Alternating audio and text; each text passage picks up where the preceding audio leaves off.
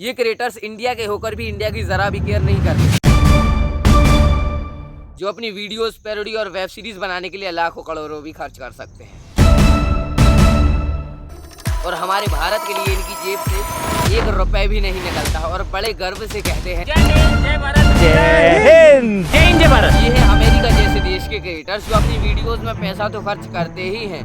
बल्कि अपने देश के लिए भी कंट्रीब्यूट करते हैं। जो वहाँ के लोगों की हेल्प करते हैं, बोरवेल्स बनाते हैं, लोगों को शेल्टर देते हैं, खाने के लिए खाना नहीं होता वहाँ पे खाना देते हैं, पानी के लिए, वाटर के लिए उनका एक मिशन चल रहा है।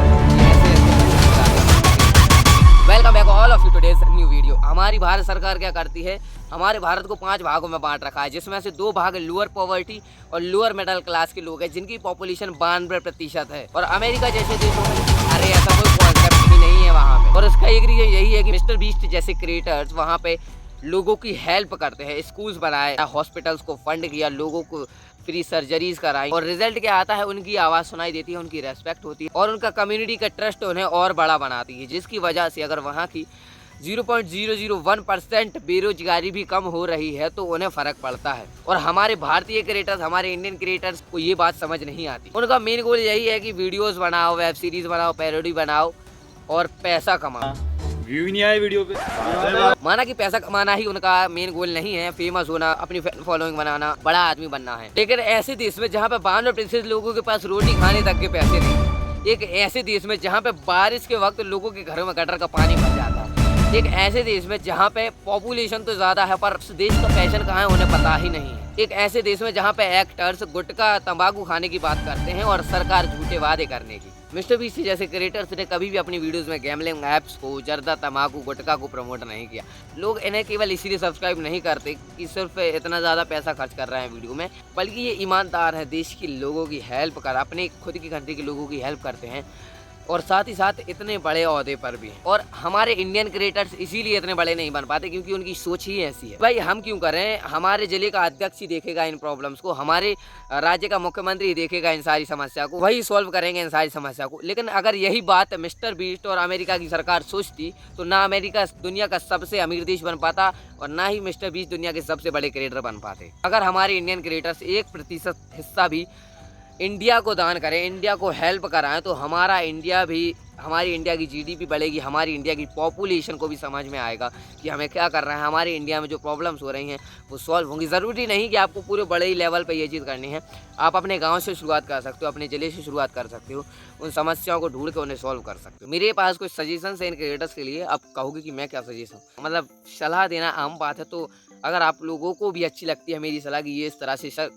कर सकते हैं तो ज़रूर कीजिएगा। अगर हम मिस्टर बीस्ट और मार्क रोबर को देखें तो वो एक साथ मिलकर एक वाटर मिशन पे काम कर रहे हैं और भी बहुत सारे मिशन पे वहाँ के कूड़े कचड़े को भी साफ़ करते हैं वो। तो ऐसा ही हमारे यहाँ के जो क्रिएटर हैं crazy XYZ, mister Indian hacker, ये साथ मिलके अपना एक नया चैनल बनाए जिसकी आईडी का एक्सेस दोनों के पास रहे और उस पर हफ्ते में या फिर महीने में एक वीडियो डालें अपने अच्छे काम की, या फिर इंडिया पे जो उन्होंने, या फिर भारत में अपने ज़िले में या फिर अपने गांव में वो जो भी अच्छा काम कर रहे हैं, या फिर लोगों को पानी प्रोवाइड कर रहे हैं, लोगों को शेल्टर्स दे रहे हैं, या फिर भवन बना रहे हैं, मंदिर के पास साफ़ सफाई करवा रहे हैं, जो भी प्रॉब्लम्स हैं उनके गाँव में, ज़िले में, वहीं से शुरुआत करें अगर वो, तो एक तो उनके पास कॉन्टेंट आइडिया मिलेगा और लोगों का ऑफलाइन ट्रस्ट बढ़ेगा, ऑनलाइन ट्रस्ट नहीं, क्योंकि ऑनलाइन भी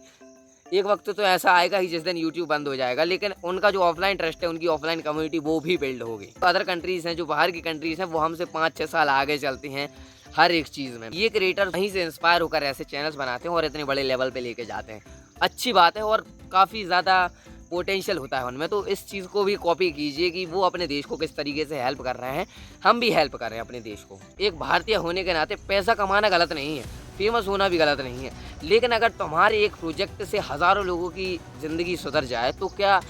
ये फेम और पैसे से बड़ा अचीवमेंट नहीं है क्या? ये हमारा भारत इन क्रिएटर्स से सिर्फ एक एंटरटेनमेंटेड वीडियोज़ ही नहीं, एक विज़न भी चाहता है जो हमारे भारत को इंडिया से भारत वापस बनाए। मेरे बोले हुए शब्दों में अगर आप लोगों को कुछ गलत लगा हो तो मैं उसके लिए तहे दिल से माफ़ी चाहता हूं, और ऐसा थंबनेल बनाना मेरे लिए मजबूरी थी ताकि आप इस वीडियो पर क्लिक कर रहे हैं और आपको कुछ इंडिया को देने के लिए भी रहे।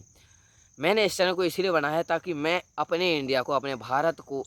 अपने इंडिया को वापस से भारत बनाऊं और उसको एक अच्छे लेवल पर लेके जाऊं। तो अगर आप मेरी इस जर्नी में जुड़ना चाहते हैं तो अभी मेरे इस चैनल को सब्सक्राइब कर लीजिए, और मेरे सबसे पहले 200 सब्सक्राइबर्स को जो विजिबल होंगे, तो आप मेक श्योर कि आपने अपनी आईडी को विजिबल कर लिया हो, उन्हें मेरी आने वाली इंडिया की सपोर्टेड टीम के लिए मेंबर्स बनाऊंगा, और हम ऐसे ही अपने इंडिया को वापस से भारत ज़रूर बनाएंगे। Thank you for watching this video.